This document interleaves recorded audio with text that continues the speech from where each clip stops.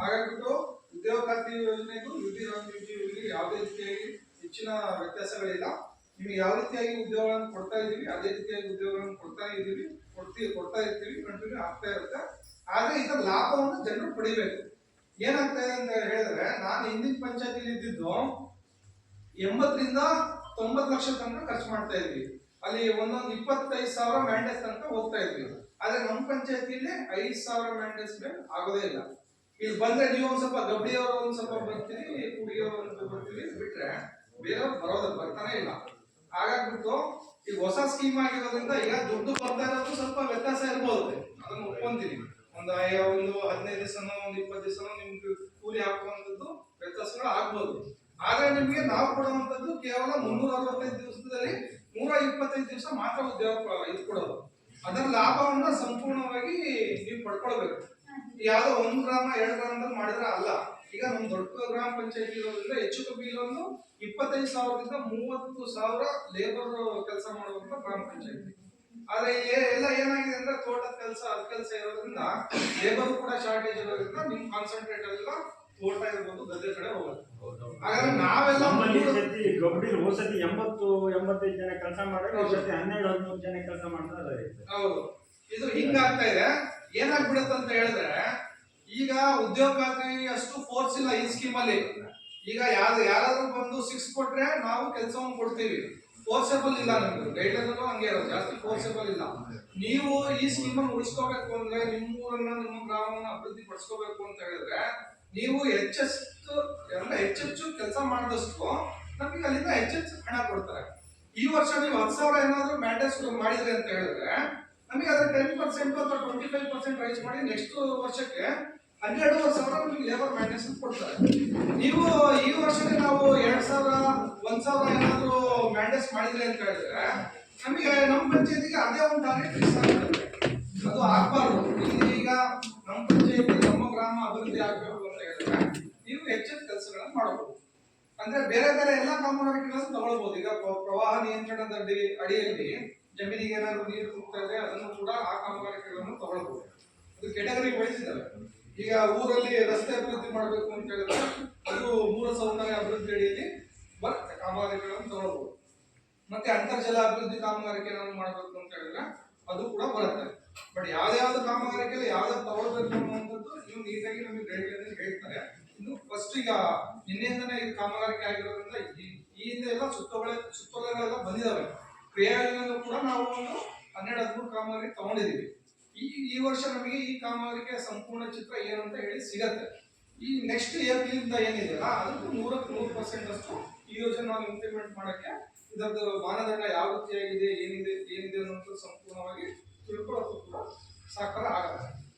ಹಾಗಾಗ್ಬಿಟ್ಟು ನಿಮ್ಮ ಗ್ರಾಮದಲ್ಲಿ ಏನೇ ಒಂದು ಅವಶ್ಯಕತೆ ಇದ್ರೂ ಕೂಡ ಇಲ್ಲೂ ಕೂಡ 60-40 ರೇಷಿಯೋ ಇರೋದ್ರಿಂದ ನೀವು ಏನೇ ಮಾಡಿದ್ರು ಕೂಡ ನೀವು ಕೂಲಿ ಕಾರ್ಮಿಕರು ಕೆಲಸ ಮಾಡಲಿಲ್ಲ ಅಂತ ಹೇಳಿದ್ರೆ ನಾವು ಯಾವುದೇ ಒಂದು ಊರಲ್ಲಿ ಅಸೆಪ್ಟ್ ಮಾಡಕ್ಕಾಗಲ್ಲ.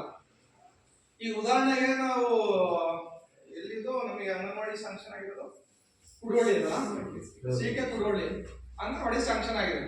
ಅದಕ್ಕೆ 12 ಲಕ್ಷ ರೂಪಾಯಿ ಸ್ಯಾಂಕ್ಷನ್ ಆಗಿರುವಂತದ್ದು ಅಮೌಂಟ್. ಅದರಲ್ಲಿ 8 ಲಕ್ಷ ಇಲಾಖೆ ಸರ್, ನಮ್ದು 8 ಲಕ್ಷ ಬಂದಿದೆ, ಇಲಾಖೆಯಿಂದ 12, ಒಟ್ಟು 20 ಲಕ್ಷದ್ದು ಇದಿರುವಂತದ್ದು. ಆದ್ರೆ ಅದಕ್ಕೆ ಏನಪ್ಪಾ ಅಂದ್ರೆ 60-40 ರೇಷಿಯೋ ಇರುತ್ತೆ. ಇನ್ನೊಂದು ಆ ಊರಲ್ಲಿ ಅತಿಯಾಗಿ ಕುಶಲಕರ್ಮಿಗಳು ಕೆಲಸ ಮಾಡಿದ್ರೆ ಅಂದ್ರೆ ಮ್ಯಾಂಡೇಜ್ ಜಾಸ್ತಿ ಉಳಿದ್ರೆ ಮಾತ್ರ ನಾವು ಅಂಗನವಾಡಿ ಕೆಲಸವನ್ನು ಮಾಡಬಹುದು. ಈಗ ಬರೀ ನಾವು 1,000-2,000 ಲೇಬರ್ ಮಾಡ್ಬಿಟ್ಟು ನಮಗೆ ಅಂಗನವಾಡಿ ಅಂತ ಹೇಳಿದ್ರೆ ನಮ್ಗೆ 60-40 ರೇಷಿಯೋ ಅಲ್ಲಿ ನಮಗೆ ಅದನ್ನ ಅಂಗನವಾಡಿಯಲ್ಲಿ ಮಾಡಕ್ಕಾಗಲ್ಲ. ಈ 60-40 ರೇಷಿಯೋ ಯಾವುದೇ ರೀತಿಯ ಬದಲಾವಣೆ ಇಲ್ಲ. ಹಾಗಾಗ್ಬಿಟ್ಟು ನೀವು ಹೆಚ್ಚೆಚ್ಚು ಕೂಲಿ ಕಾರ್ಮಿಕರು ಕೆಲಸ ಮಾಡಿದ್ರೆ ನಿಮ್ಮೂರಿಗೆ ಬಾಕ್ಸ್ಟ್ಯಾಂಡ್ ಮಾಡ್ಬೋದು, ನಿಮ್ಮೂರಿಗೆ CC ರೋಡ್ಗಳನ್ನು ಮಾಡ್ಬೋದು, ನಿಮ್ಮೂರಿಗೆ ಶಾಲೆ ಶೌಚಾಲಯ ಕಟ್ಕೊಡ್ಬೋದು. ಈ ಯೋಜನೆ ಎಲ್ಲ ರೀತಿಯಲ್ಲಿ ಮಾಡ್ಬೋದು. ಆದ್ರೆ ಎಲ್ಲಿ ಲ್ಯಾಪ್ಸ್ ಆಗ್ತಾ ಇದೆ ಅಂತ ಹೇಳಿದ್ರೆ ನಾವು ಕೂಲಿ ಕಾರ್ಮಿಕರು ಯಾರು ಬಂದು ಕೆಲಸ ಮಾಡ್ತಾ ಇಲ್ಲ. ಹೇಳಿದ್ನಲ್ಲ, 1-2 ಊರಲ್ಲಿ ಮಾತ್ರ ಕೆಲಸ ಮಾಡ್ತಾ ಇದೀವಿ, ಎಲ್ಲಾ ಊರಲ್ಲಿ ಕೆಲಸ ಮಾಡ್ತಾ ಇಲ್ಲ. ಹಾಗಾಗ್ಬಿಟ್ಟು ಸ್ವಲ್ಪ ಉದ್ಯೋಗ ಖಾತ್ರಿ ನಮ್ಮ ಗ್ರಾಮ ಪಂಚಾಯತಿ ಹಿನ್ನಡೆ ಆಗಕ್ಕೆ ಮೇನ್ ಕಾರಣ ಏನಪ್ಪಾ ಅಂತ ಹೇಳಿದ್ರೆ ನಾವು ಯಾರು ಕೂಡ ಲೇಬರ್ ಕೆಲಸ ಮಾಡ್ತಾ ಇಲ್ಲ. ಎಲ್ಲಾ ಊರಲ್ಲಿ ಕೆರೆಗಳಿದಾವೆ, ಎಲ್ಲಾ ಊರಲ್ಲೂ ಕಾಲುವೆಗಳಿದಾವೆ, ಆದ್ರೆ ಯಾರು ಕೂಡ ನಾವು ಕೆಲಸ ಮಾಡಕ್ ಬರ್ತಾ ಇಲ್ಲ. ಹಾಗಾಗ್ಬಿಟ್ಟು ನಮ್ಮ ಪಂಚಾಯತಿಯಲ್ಲಿ ಉದ್ಯೋಗ ಖಾತ್ರಿ ಯೋಜನೆಯನ್ನ ಜಾಸ್ತಿ ಅಭಿವೃದ್ಧಿ ಮಾಡಕ್ ಆಗ್ತಾ ಇಲ್ಲ. ಆದ್ರೆ ಈಗ ಹೊಸ ಸ್ಕೀಮ್ ಜುಲೈ 1ರಿಂದ ಹೊಸ ಸ್ಕೀಮು BBG ರಾಮ್ಜಿ ಯೋಜನೆ ಬರ್ತಾ ಇರೋದ್ರಿಂದ ಈ ಯೋಜನೆಯ ಒಂದು ಲಾಭವನ್ನು ಸಂಪೂರ್ಣವಾಗಿ ಪಡ್ಕೊಳ್ಬೇಕು ಅಂತ ನಾನು ಈ ಸಂದರ್ಭದಲ್ಲಿ ಹೇಳ್ತಾ, ಉದ್ಯೋಗ ಖಾತ್ರಿ ಯೋಜನೆಯಲ್ಲಿ ನೆಗ್ಲೆಕ್ಟ್ ಮಾಡ್ದಂಗೆ ಈ ಯೋಜನೆ ನೆಗ್ಲೆಕ್ಟ್ ಮಾಡಬೇಡಿ, ಈ ಯೋಜನೆಯ ಲಾಭವನ್ನು ಹೆಚ್ಚಿನ ರೀತಿಯಲ್ಲಿ ಪಡೀರಿ ಅಂತ ಈ ಸಂದರ್ಭದಲ್ಲಿ ಹೇಳ್ತಾ, ಈ ಒಂದು ಮಾಹಿತಿಯನ್ನು ಸಭೆಯಲ್ಲಿ ಹಂಚಿಕೊಂಡಿದ್ರೆ ತಮಗೆಲ್ಲರಿಗೂ ಧನ್ಯವಾದ.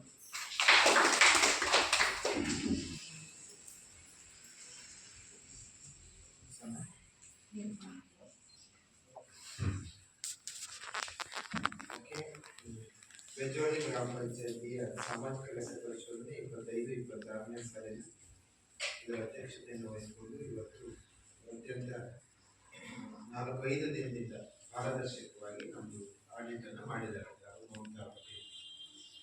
ಕಳೆದ ವರ್ಷದ ಹಣಕಾಸು ನೋಡಿದಾಗ ನಿಮಗೆಲ್ಲರೂ ಗೊತ್ತಿದೆ, NRG ಕೆಲಸ ಇತ್ತು, ತುಂಬ ಚೆನ್ನಾಗಿ ಕಾಮಗಾರಿಗಳು ಚರ್ಚಿಸಿ ನಡೆದಿದ್ದಾರೆ. 15 ಹಣಕಾಸಿನ ಅನುದಾನ ಸ್ವಲ್ಪ ಬರೋದು ವಿಳಂಬ ಆಗಿರೋ ಕಾರಣ ಕೇಂದ್ರ ಸರ್ಕಾರದಿಂದ ಅದರ ಹಿಂದೆ ಉಳಿದಂತ ದುಡ್ಡನ್ನು ಪೂರ್ಣ ಪ್ರಮಾಣದಲ್ಲಿ ಸದ್ಬಳಕೆಯನ್ನು ಮಾಡಿದ್ದಾರೆ. ಈ ವರ್ಷ ಬದಲಾವಣೆ ಆದಂತ ಸಂದರ್ಭದಲ್ಲಿ BBG ರಾಮ್ಜಿ ಏನು ನಿಮ್ದು ಹೊಸ ಇದು ಬಂದಿದೆ ಅದು 1ನೇ ತಾರೀಕಿನ ನಿನ್ನೆಯಿಂದ ಅಪ್ಲೈ ಆಗ್ತಾ ಇದೆ. ಅದರ ಗೈಡ್ಲೈನ್ ನಿಮಗೆ ಇವರಿಗೂ ಸ್ಪಷ್ಟವಾಗಿ ಈಗ ತರಬೇತಿ ಆಗ್ತಾ ಇದೆ. ಇವರಿಗೂ ಸಹ ಮುಂದಿನ ದಿನದಲ್ಲಿ ಅದರ ಸಾಧಕ ಬಾಧಕಗಳೇನು ನಿಮಗೆ ಆಗ್ತಾ ಇದೆ. ಯಾವುದೇ ಒಂದು ಸರ್ಕಾರಕ್ಕೆ ಒಂದು ಕಾರ್ಯಕ್ರಮಗಳು ಜನರಿಗಾಗಿ ಇರ್ತಕ್ಕಂಥದ್ದು ಅಷ್ಟು ಸುಲಭಕ್ಕೆ ಜನರಿಗೆ ವಿಮುಖವಾಗಿ ಯಾವುದೋ ಕಾರ್ಯಕ್ರಮ ಇರಲ್ಲ, ನಿಮ್ಮ ಪರವಾಗಿ ಇರುತ್ತೆ. ಸ್ವಲ್ಪ ಬದಲಾವಣೆ ಆಗಿದೆ. ನನಗೆ ಗೊತ್ತಿರೋಂಗೆ 100 ದಿನ ಇರೋದನ್ನ 125 ದಿನ ಮಾಡಿದ್ದಾರೆ. ಒಂದಿಷ್ಟು ಲೂಸ್ ಪೋಲನ್ನು ಅವರು ತಡೆ ಹಿಡಿದಿರ್ತಾರೆ, ಒಳ್ಳೆಯದನ್ನ ಬಿಟ್ಟಿರ್ತಾರೆ. ಈ ರೀತಿ ಯಾವುದೇ ಸರ್ಕಾರವು ಒಂದು ಕಾರ್ಯಕ್ರಮ ಜಾರಿ ಮಾಡಬೇಕು, ಅದರ ಪರವಾಗಿ ಕೆಲಸ ಮಾಡ್ತಾರೆ.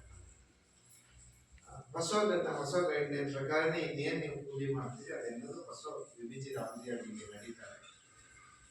ತುಂಬಾ ಚೆನ್ನಾಗಿ ದಾಖಲೆಗಳನ್ನು ನಿರ್ವಹಣೆ ಮಾಡಿದ್ದಾರೆ ಅಂತ ಹೇಳಿ ಆಡಿಟ್ ಹೇಳಿದ್ದಾರೆ. ಇದು ಆಡಿಟಿಗೆ ಸಂಬಂಧಪಟ್ಟಂತ ವಿಷಯ. ಆದರೆ ನಿಮ್ಗೆ ಇನ್ನೊಂದು ಮಾಹಿತಿ ಇರಬೇಕು, SIR ಅಂತ ಹೇಳಿ ಮತಪಟ್ಟಿಯ ಪರಿಷ್ಕರಣೆ ನಡೀತಾ ಇದೆ.